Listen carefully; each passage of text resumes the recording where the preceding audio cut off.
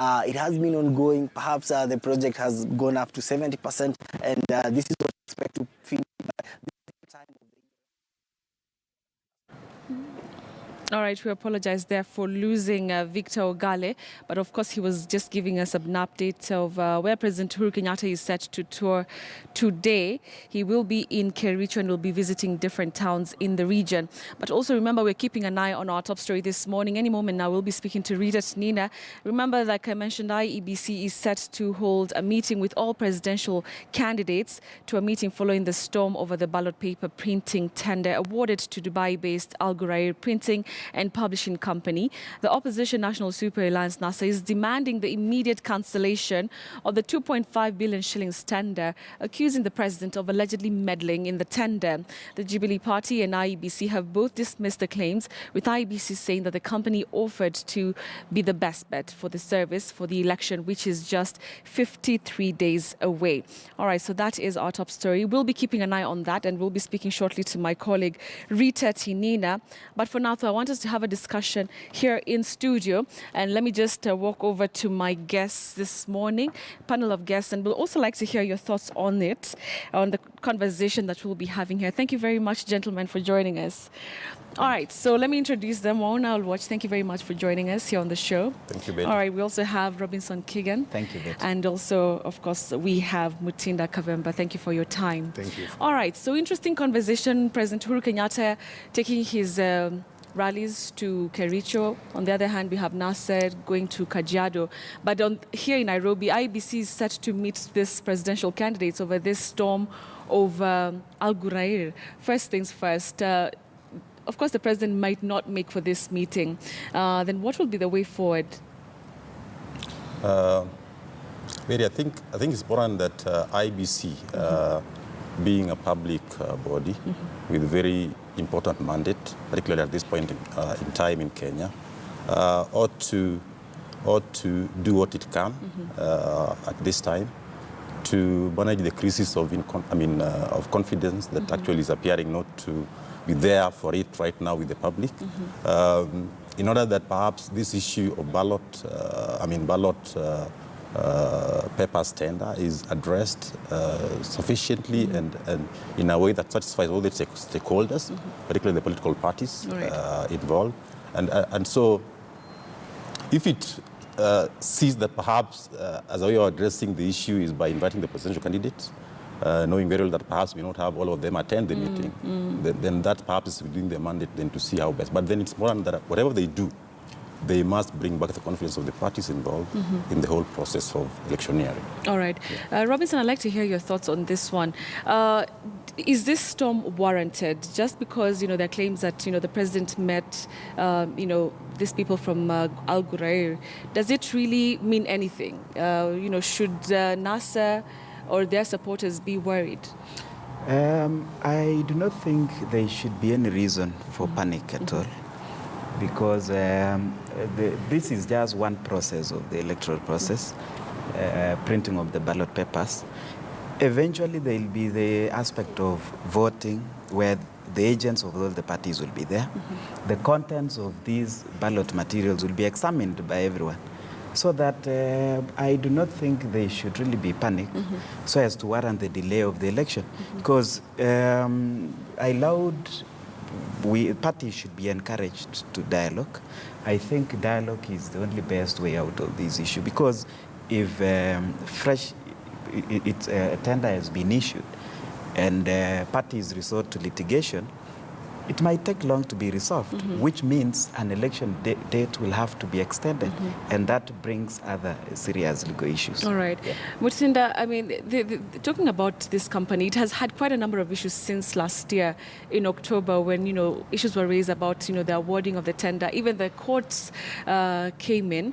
Why was it hard for IEBC to just get a new company altogether so that everybody is satisfied and everybody is confident that, IEBC would deliver a credible and a trusted result at the end of the day?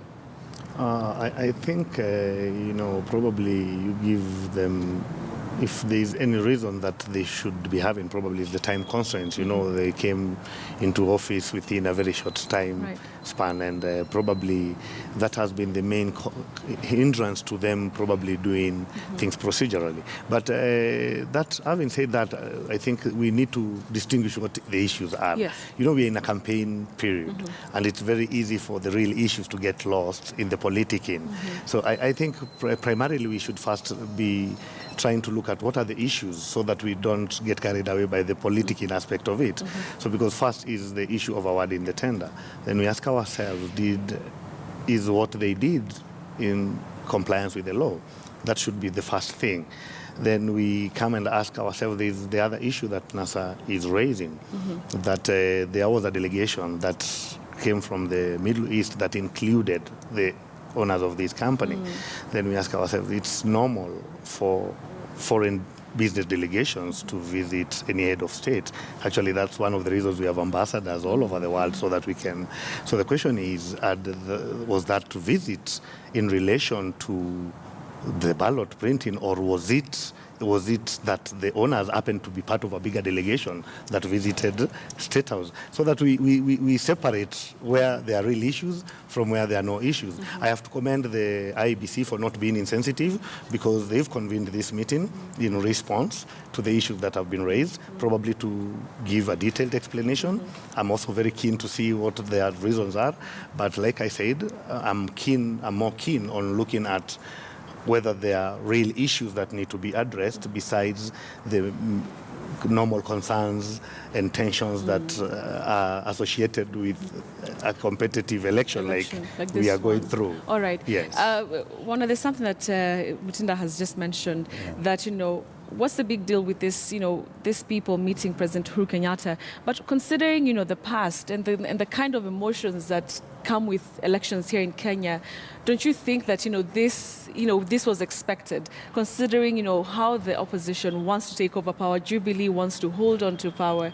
Don't you think that, something like this really, the concern and the storm really is warranted, considering, what we hold elections as are here in Kenya? Yeah. I think the concern by the opposition, in particular NASA, is very warranted. I mean, we have to look at where we are coming from as a country in terms of the elections. You remember in 2013, for instance, there were claims of ballot stuffing, and that one of the companies, earlier on, the Chicken Gate issue, there were excess ballot papers printed.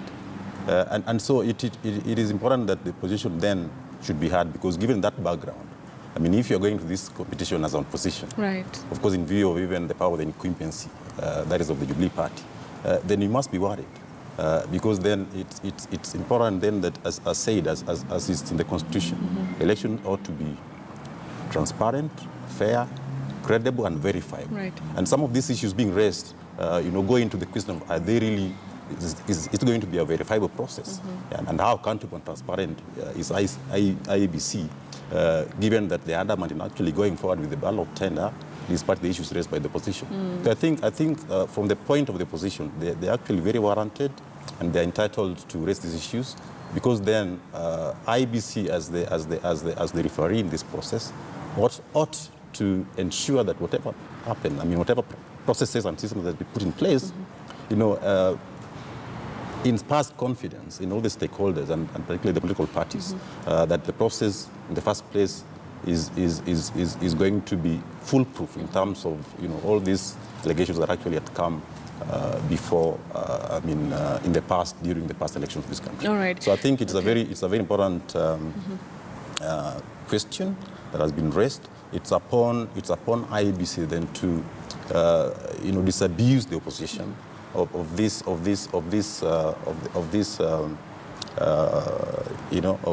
their fears in the whole process, and how do they do that? Then will depend actually how these elections actually is going to be. All right. And talking about how they're going to be doing that, IBC has come out to propose that, okay, fine, if you think that there's anything going wrong under the table, then we're willing to have agents from all parties go to Dubai, where the printing is happening, and oversee that. Is that enough? That we're as open as you go and oversee that this process is healthy? I think the issues being raised, to me, are a bit petty. They are? Petty. Are you seeing the Yeah. storm that it's causing all over In the terms town? of the meeting Yes. between the president and the bidder, because in this circumstance, remember the president or Uhuru Kenyatta is not the procuring entity. The procuring entity is IBC. So that if there was perhaps a meeting between IBC officers and the bidder, it should raise serious concern. But this is just a meeting. In fact, if there was a conspiracy being hatched, I do not think we would have ever known about such meetings. The proposal that the parties may as well go to where the Bureau for Printing is being done, that proposal is good because it actually shows that IBC is actually transparent. The critical issue is, has IBC followed the law in participating in engaging in restrictive procurement? The law permits that, and there are quite a number of issues to be one has to satisfy themselves with. The first issue could be the time constraints, the cost involved in evaluating so many tenders. So time is really, again, is the side of IBC. So I think the best way forward will be for the parties to engage in dialogue and so that we don't hold the country at ransom. Interesting. Mutsinda, what is your view about that? I mean, the proposals that, this process is clean, you can go and oversee it, but the opposition does not seem that, they want to take that road. I think that is a welcome gesture. It shows that IBC have nothing to hide, and that they're actually also trying to go out of their way to address the concerns. Like I said, it's good to have a responsive public office, because at times, and we've seen it before, they can decide to ignore and decide those are non-issues, probably like my fellow panelist is looking at, and decide they are not even worth the attention. But clearly, from the way the IBC has been conducting itself since those issues were raised, I think they're coming out as quite a responsive commission.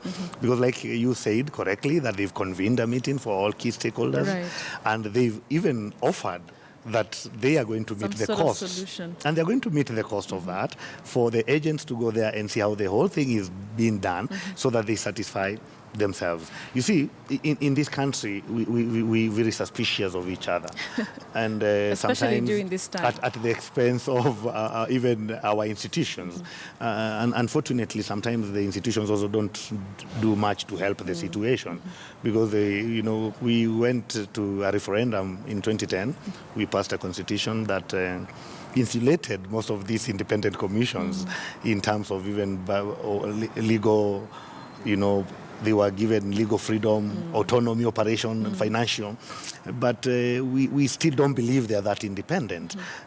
I don't know whether it's rightly or wrongly, but I would urge that these members of these independent commissions know how important it is for them to appear independent. Like my fellow panelists have said here, this procurement is really not about state house. It's about an independent entity known as IBC. And like I said, I didn't want to trivialize the issue of the NASA raising suspicion about the president meeting. But what I said is that it's really very ordinary for investors to be hosted. Even the president himself, you can find out whenever he goes. But it's not weird that the president is a serious partaker the question is in the this. election That's why I said the question is, what was the content of that meeting?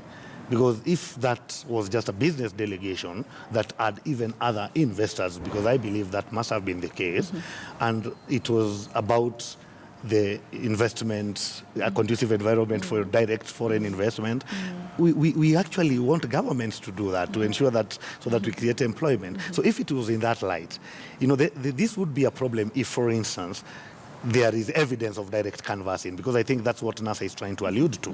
Like there was direct canvassing, and it was done from top there. Now that is for them. The honors of proof is on them, because they're the ones making that allegation. But from where I sit, I think it would be wrong for a business.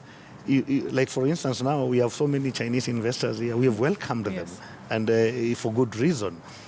And they also came as part of, if you follow up, you might find that when the Chinese president came here, and it was official, he came with a very big business delegation that had certain interests. So it is in the same light that I'm looking at whatever meetings that might have taken place, whether here or in Dubai. If they were not private meetings, if these were official meetings that were open and the investors were meeting the president to, see how best they can come do business, I really don't think there is any issue. So if NASA has evidence that there was direct canvassing that led to this awarding, then the honors of proof is on them. Is on them. Yes. But let's also, okay, you want to say something about that? I think even as we talk about how IBC handles this thing going forward, we also need to take note of what NASA was saying in response to the invitation to go to Dubai and visit the printing the company. Company. Wetango actually could have said that what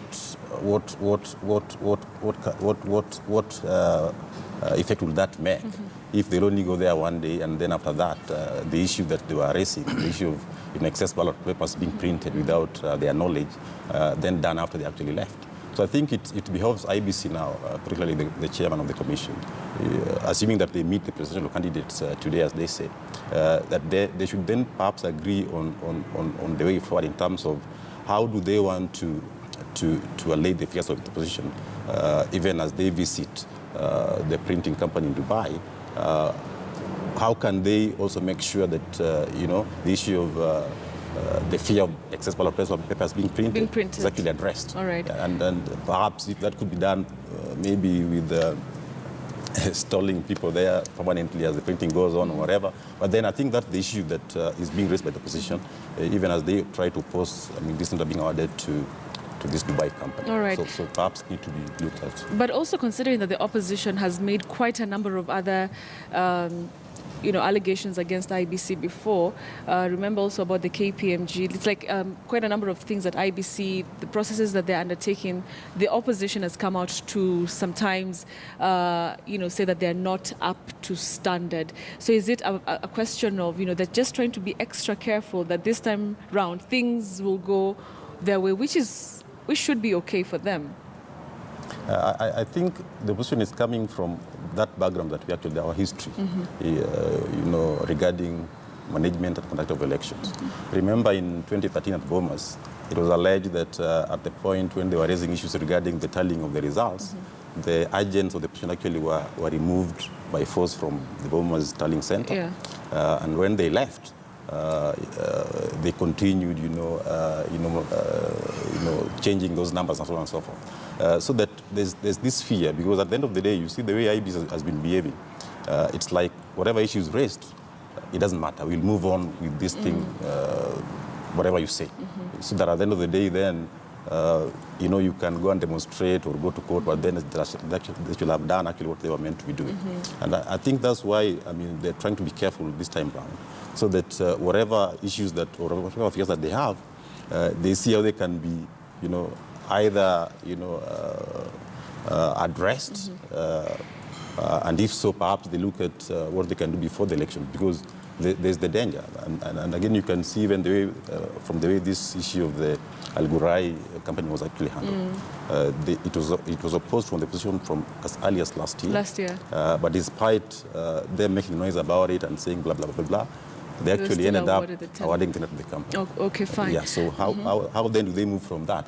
These are some of the things that perhaps they are saying, because at the end of the day, you can make noise, but then you'll just go on and do whatever. They just go and be independent. Exactly. Maybe as they're supposed to be. All right, let's talk about some of these issues that are affecting the IBC and the impact. Also considering this, like I mentioned when we started, what happens to supporters of NASA if IBC, like he says, goes ahead and, says that, it's Al Ghurair, we're not making any changes, we're not bringing in another company, goes on ahead and uses this company to print the papers. We also have this ruling that we're waiting from the Court of Appeal.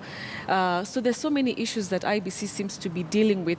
What kind of impact does it have on the electorate and about them being as independent and as credible and as fair as possible? I think all the political players have a responsibility to ensure that the information they convey to the masses out there is accurate. And I've looked at the decision, the initial decision of the review board when the tender was awarded, and the issues which were taken to the High Court, and what the case stand on. You will note that the only fault was the award of tender when the other commissioners were not in office. They had vacated the office. The new commissioners had not been constituted. And the case turned on that aspect. So you cannot really blame the current commissioners for the fault in the initial process. Neither was there any blame on the company that has been awarded the tender. So, but the politicians out there will not tell Kenyans the truth. They'll tell them, look, the court has quashed this decision because the IBC has messed up with the entire thing. So all the parties have a role to ensure that it gives the correct information so that Kenyans get confidence in the process. Because you can imagine a situation where this company now participate in the printing of the ballot papers, and there are always suspicions. So these political players will be telling them, look, from the word go, these people had been siding with the IBC and so on and so forth. Even right now, it's incumbent upon the political players to tell them that there is nothing wrong IBC awarding tender to the same party, because the capacity of this party has never been questioned. So I think everyone has a role to play. But is that going to happen? That is the question. That is the dilemma now. That's the dilemma. Mutinda, what impact does it have on IBC, and what can IBC do to still emerge as independent? No, actually, to be fair, there are two things that are coming out here. That NASA, you have to be fair. That they say that eternal vigilance is the price we pay for freedom. Yeah. And clearly, the NASA have been eternally vigilant in regard to IBC and electoral issues. I think that's in order. That's how we nurture our democracy. That's how we ensure that no one sleeps on their job. Yeah. But the flip side of it is that this being politics, they might also be creating grounds for contesting the results of this election. And you don't do that as an event, you do that as a process. And that's why they've been casting aspersions on every move made by IBC, so that in the likely event and the very likely event that they lose, then they would have... Did you just say? And then they would have created enough ground and suspicion within their supporters to feel like, no, this thing was a sham. I think those are the two fair ways of looking at it. That one might be, so like we say, one who's been bitten by a snake, akiguswa na unyasi lazima aruke. So the history of our elections can justify such kind of vigilance. But again, the culture of not accepting results, losing, it's also something that we really need to deal with, because there are very few times that you find a politician conceding defeat and congratulating. I think it's also a political culture that we need to do away with. So in between there, you will find the motive of why all this is happening. Interesting. Okay, we'll come back to the discussion and continue. But for now, I want us to link up with my colleague Rita Tinina. Remember, like I mentioned, our top story this morning is to do with that meeting between IBC and presidential candidates to really discuss that storm over the ballot paper printing tender awarded to Dubai-based company Al Ghurair. Thank you very much, Rita, for joining us. So do we have any presidential candidates who've arrived yet? And because on the other side of town, President Uhuru Kenyatta is in Kericho and Raila Odinga is supposed to be going to Kajiado. Well, Betty, only two presidential candidates have arrived, and that is Ekuru Aukot of the Third Way Alliance, as well as independent candidate Michael Wainaina. The Jubilee Secretary General Raphael Tuju is here. He is representing President Uhuru Kenyatta, whom, as you say, is campaigning in the Rift Valley. The IBC chair, Wafula Chebukati, has also arrived. So we are basically waiting for another 5 presidential candidates or their representatives to come. A representative of the NASA flag bearer, Raila Odinga, presidential candidates, independent presidential candidates, Joseph Nyaga, as well as Japheth Kavingu, and the Alliance for Real Change presidential candidate, Abduba Dida, as well as Cyrus Jirongo of the United Democratic Party. Betty. So do we have any representative from the Raila camp? Not yet. No representative has arrived yet from the NASA coalition. They will be arriving. We are not yet sure whether that meeting has kicked off, but probably our Chebukati is waiting for all the candidates or their representatives to get here at the Intercontinental Hotel, Betty. All right, Rita, now that the top two presidential candidates are not available or are not at the meeting, are we really likely to see any tangible discussions about this issue proceed? Well, yeah, most probably, because whatever or whoever represents those candidates are coming with the same view as their candidates. Maybe they will have gotten a briefing from their candidates to come and present whatever views they will be holding here before the IEBC. The main issue here, of course, that ballot paper printing tender and the controversy surrounding the award of the tender to the Dubai-based firm. NASA has raised objections to that. It is not the first time that they are raising objections to the award of the tender to Al Ghurair. The first time that the firm was awarded the tender through open tender, they raised an issue. They petitioned the award of the tender through the Public Procurement Review Administrative Board. The matter went to the High Court, where it was declared null and void. And one of the arguments right now is that you cannot go back and award a tender to a firm that was in the first place. The High Court in the first place nullified the tender. So they are saying the concerns that they had raised before are the same concerns that they have now. And now they say they have evidence that, in fact, Jubilee officials, they say senior Jubilee officials have had contacts with officials of the firm for about 3 years. They claim there has been a meeting in Dubai between the officials of the firm as well as senior Jubilee officials. They say a meeting was held here in Nairobi between those officials from Dubai as well as senior government officials. They say that meeting actually took place at State House. And so maybe those claims will come up during this meeting. The IEBC, following those concerns first raised by Raila Odinga when he was attending the official opening of the National Elections Conference at the KICC. And yesterday, the head of the NASA presidential campaigns, Musalia Mudavadi, is still sticking to the same issue, saying that in fact they want that tender cancelled. By last evening, James Orengo indicating that they are exploring their options and considering whether they should move to court. But NASA says that tender should be cancelled. They also want the IEBC CEO to step aside over the matter. The IEBC CEO, Ezra Chiloba, last week appeared before the Parliamentary Committee on Justice and Legal Affairs, defended the award of the tender to Al Ghurair. That tender was signed on the 8th of this month, and that in Parliament, what the MPs were concerned about is that IEBC went into that contract with Al Ghurair even before the Justice and Legal Affairs Committee had given the go-ahead. IEBC was seeking 2.5 billion shillings. This is money that had been allocated in the 2017-2018 financial year, but the IEBC was explaining that Al Ghurair wants the payment, a commitment of the payment up front before it starts printing the ballot papers. It is set to start printing the ballot papers on the 25th of this month, and so what the IEBC was looking for was a reallocation of the budgetary money to ensure that it comes to this current financial year to enable the IEBC then make that payment to Al Ghurair so that it can start printing the ballot papers.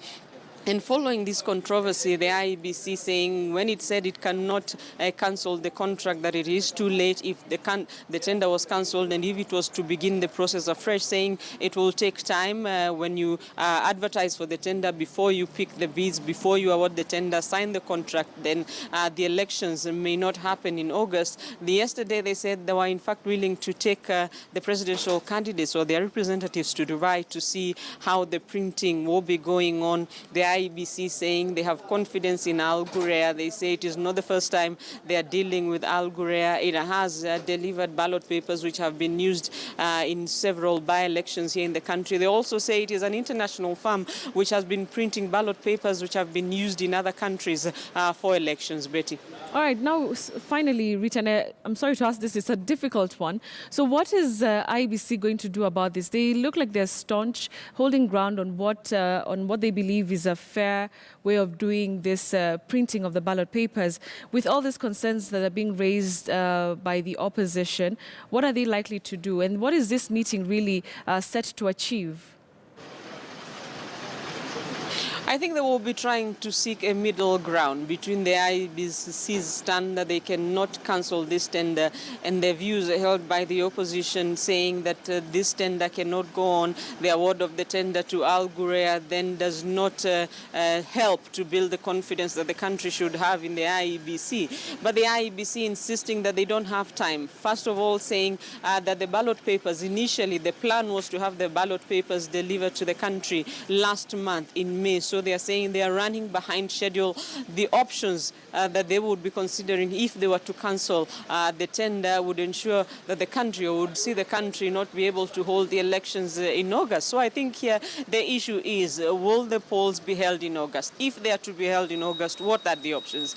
Does the country still go with Al Ghurair? If not, then what happens to the opposition and their views and their stand that this does not create the confidence that the country needs in the IEBC? I can see another official arriving here, and that is the IEBC CEO, Ezra Chiloba. He has just gone into the Intercontinental. He will be part of that meeting. He's one of the individuals that the opposition says should step aside following the award of the tender to Al Ghurair. Betty. All right, thank you very much, Rita Tinina, for that. She's going to be keeping us updated here on the show about that meeting between IEBC and presidential candidates. Like she mentioned, President Uhuru Kenyatta will not be attending, but he sent Raphael Tuju to go and represent him. We're not sure, or not heard about any confirmation from Raila Odinga or whether he's going to be sending a representative. Let me come back to my panel here in studio. And you've heard there from Rita. What does it tell you about the commitment really to sort this out? Because you'd expect with such an issue, and the issue, all the headlines today, all the newspapers are awash with this story.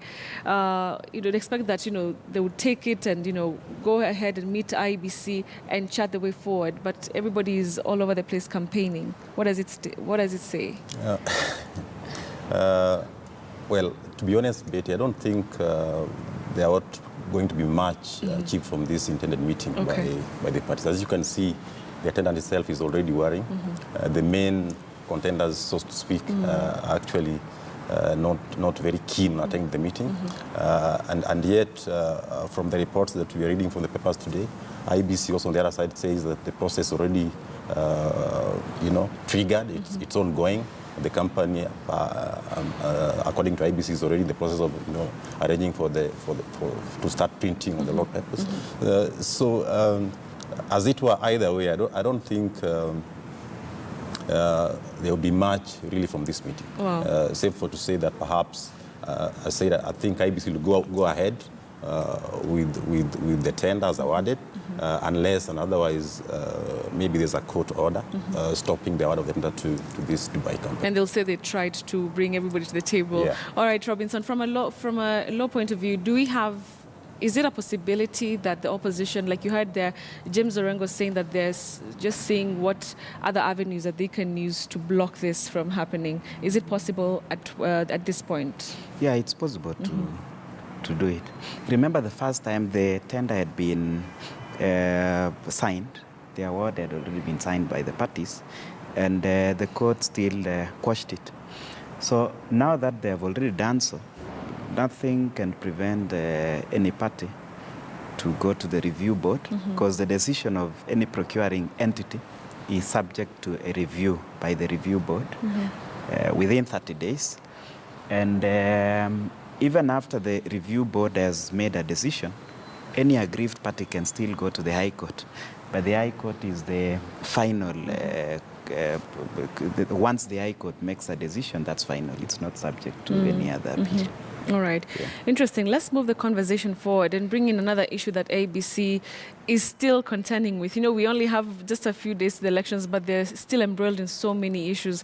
One of them is what is happening at the Court of Appeal, awaiting that final decision on whether they will be announcing the results at constituency level or at the National Tallying Center. Which way do you think this will go, Mutinda? I know it's a tough one as we await that ruling. Considering all the arguments that were brought forward, I mean, IBC, at that time, just a few days ago, was saying that why would you have 290 announcements? They're too many, too bulky. Let's just have this one person talking about these are the number of votes that this person got from this place, not having all these declarations all over the country. And then, of course, opposition coming in and saying that let's follow the constitution. It says let the results be announced at constituency level. Well, now that the matter is still pending in court, I wouldn't want to go to the merits and demerits of the matter, but I would want to say this, that I hope to have a ruling that will be an improvement to our electoral process, because we have a country, and some of these games are at the risk of that very nation. You saw what happened in 2007, 2008. It was due to a dispute arising from an election. So the faster we fix this once and for all, the better. We are still not even full sufficient. Our people are still dying of curable diseases, yet we are all focused on an electoral process. I think... But isn't that who we are, Mutina? That's what I'm saying. It's wrong. We are that, but we fail ourselves, especially the elite, the people who understand how things are done, the people who are exposed to have traveled, because this should really be a very straightforward matter. When we go to an election, it should not be the credibility of who wins or not. I always tell people that the first article of our constitution is that all sovereign power belongs to the people. Incidentally, the only time in 5 years that we get to exercise that sovereign power directly is during elections. Then why would we want to create loopholes for one to joke with our exercise of our sovereignty? The only time we can get it. The other times we do it through delegation, because once we elect leaders, then they go do it on our behalf. But that particular time of the election, then it is in our interest to ensure that we have a foolproof electoral process. The faster we do that, the better, so that we now start looking at the real issues that will improve the living standards of all. I think we've really dwelt on this for long. We've had this issue for as long in my adult life. We've been discussing elections. This is the first multi-party election in 92, and we seem to be taking forever to get it right. Yet I know that as a country, if we decide that we want to have a foolproof electoral process, we are going to do that. Let's do that, because if we manage to have term limits, initially we had presidents for life up to 1992. Yes, we did. So we've come from far.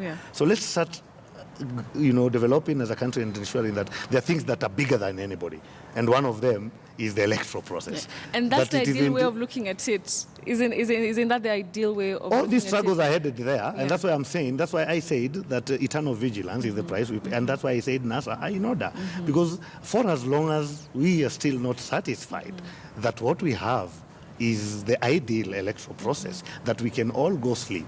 And when the announcements are made, we have African countries that are doing much better. There is Ghana, in West Africa. There is a time that the president incumbent lost by 51,000 votes. 51, I was imagining if it was in Kenya. Do you know they didn't fight? As in, the guy conceded defeat and he was leaving state You're house. Surprised that they didn't fight? No, what I'm saying is it was not even an electoral, it was not an issue. 51,000. Can you imagine how close that is? Then I was saying it is because the people of Ghana have faith in the electoral process to an extent that even the politicians know it's an exercise in futility, trying to incite people once they've lost. That's where I would want us to get as a country. So what you're saying all goes back to IEBC, that's the why electoral I said, process. That's why I said, sometimes Kenyans fail themselves. And if you want to hold accountable independent institutions, then you realize the problem is not only in IEBC. But our urge is that we want to get to a point that we as Kenyans hold you in high esteem because of how you conducted yourself when you were presiding over our election. So that if, for instance, you are a lawyer like my fellow panelists here, and you apply for Chief Justice, then even the public mood is such that that is the kind of person we want. We have to start creating role models out of their performance and not for other parochial considerations. We are yearning for that as a country, and that's why I'm saying I think Ezra Chiloba and Chebukati are in a very tight because of the history of our elections, but to me it's also an opportunity. If they can really crack this through and do the right thing, then there would be we would be starting to create a new phase in our public service,